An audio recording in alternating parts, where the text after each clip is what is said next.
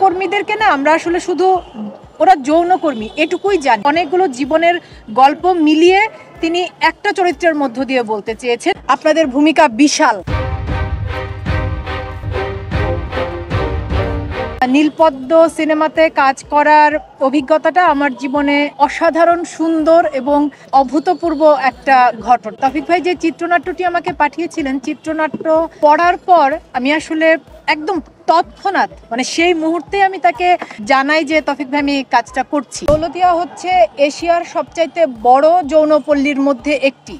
অনেকগুলো জীবনের গল্প মিলিয়ে তিনি একটা চরিত্রের মধ্য দিয়ে বলতে চেয়েছেন এবং একটা চরিত্র বলতে নীলা এবং নীলার আশেপাশের সকল চরিত্র। যৌনকর্মীদেরকে না আমরা আসলে শুধু ওরা যৌনকর্মী এটুকুই জানি। আমরা বেশিরভাগ সময় জানি না যে ওরা কোথা থেকে এখানে এলো। প্রত্যেকেই এক একটা পরিবারে জন্মায়, এক একটা স্বাভাবিক জীবনই হয়তো থাকে। সেই স্বাভাবিক জীবন থেকে ওদের জীবনটা কিভাবে এই জায়গাটাতে এসে আটকে গেল। ওরা কি সারাটা জীবন আসলে এখানেই থেকে যেতে চায়? কেউ কি চায় না যে এখান থেকে বেরিয়ে আমরা আমাদের সমাজে রাষ্ট্রে আপাত দৃষ্টিতে যেটাকে আমরা স্বাভাবিক জীবনযাপন বলি সেই জীবনের মধ্যে আবার ফিরে আসতে?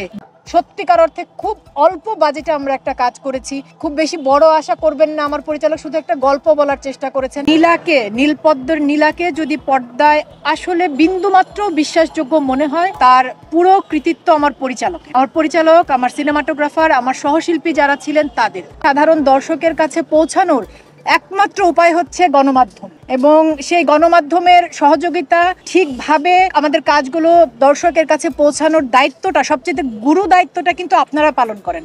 আমরা 1 বছর ধরে এক বছর সময় নিয়ে কাজ করেছি। আপনারা আজকে 1 ঘন্টা যে সময়টা দিচ্ছেন, এই 1 ঘন্টায় সারা দেশের দর্শকের কাছে এই সিনেমার গল্পটা পৌঁছাবে। আপনাদের ভূমিকা বিশাল, অনেক বড়। আমি আবারও কৃতজ্ঞতা জানাচ্ছি যারা এসেছেন। সবাইকে আমার আন্তরিক ধন্যবাদ আমার পক্ষ থেকে।